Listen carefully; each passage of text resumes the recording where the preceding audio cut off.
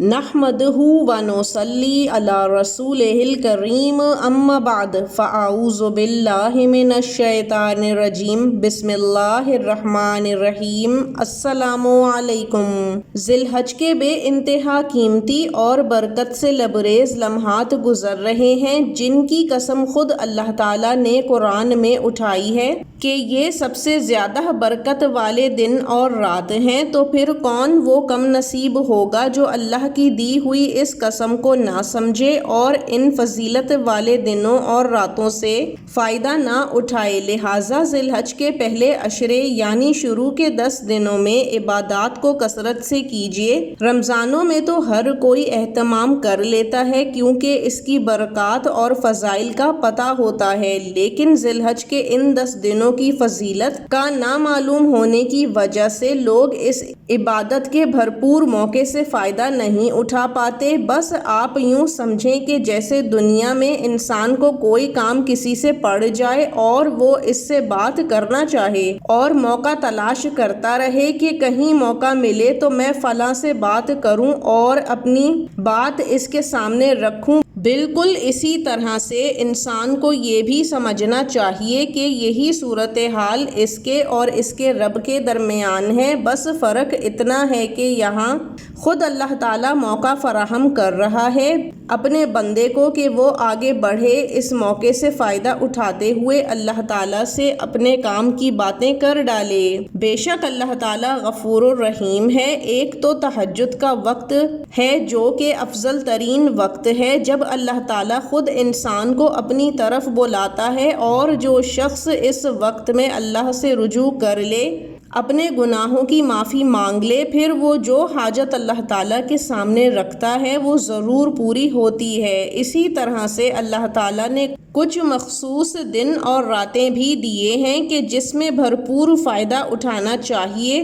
جن میں ذی الحج کے یہ 10 دن اور راتیں شامل ہیں، لیکن انسان کو مانگنے کا فن بھی آنا چاہیے۔ عاجزی، انکساری، خوشی و خضوع کے ساتھ اللہ تعالیٰ کے سامنے گڑ گڑا کر اپنے گناہوں کی معافی بھی مانگے اور اپنی حاجات کو بھی طلب کرے، کیونکہ قبولیت کا وقت تو کوئی بھی ہو سکتا ہے۔ تو شکر کیجئے کہ آپ کو یہ 10 دن اور راتیں میسر آئی ہیں۔ آپ عافیت اور صحت کے ساتھ اللہ تعالیٰ کی خوب عبادت کر سکتے ہیں۔ روزے ضرور رکھیے، نوافل بھی ادا کیجیے، ساتھ ہی ذکر و اذکار بھی بڑھا دیجیے۔ آج جو تسبیح ہم آپ کو دینے جا رہے ہیں یہ ایک ایسا وظیفہ ہے جو کہ نہ صرف آپ کے گناہوں سے بخشش کا ذریعہ بنے گا بلکہ آپ کے رزق میں اضافے کا بھی سبب بن جائے گا۔ 7، 8، 9 ذی الحج کا یہ خاص وظیفہ ہے جس کو آپ چاہیں کسی بھی وقت کر سکتے ہیں، چاہے دن میں یا رات میں۔ کرنا آپ نے یہ ہے کہ اول و آخر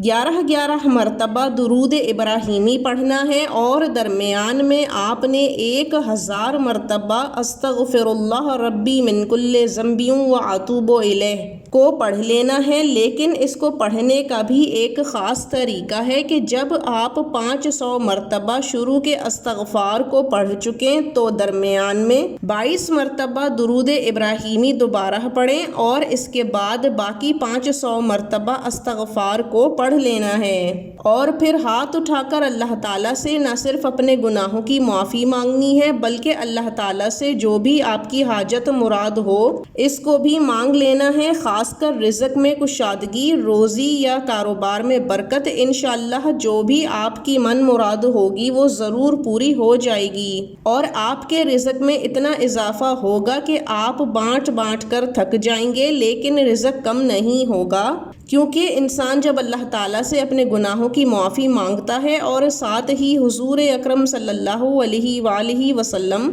پر درود و سلام کرتا ہے تو اللہ تعالیٰ کو راضی کر لینے کے لیے اس سے بہترین وظیفہ اور کوئی نہیں، کیونکہ انسان دن بھر میں جان بوجھ کے یا انجانے میں ایسے بے شمار گناہ کر رہا ہوتا ہے کہ جس کی اس کو خبر بھی نہیں ہوتی، جیسے جھوٹ بول دینا، کسی کا مذاق اڑا لینا، بہتان لگا دینا، غیبت کر لینا وغیرہ۔ یہ وہ اعمال ہیں جو انسان کے نہ صرف رزق میں تنگی کا باعث بنتے ہیں بلکہ انسان کے لیے مشکلوں اور تکلیفوں کا دروازہ بھی کھول دیتے ہیں۔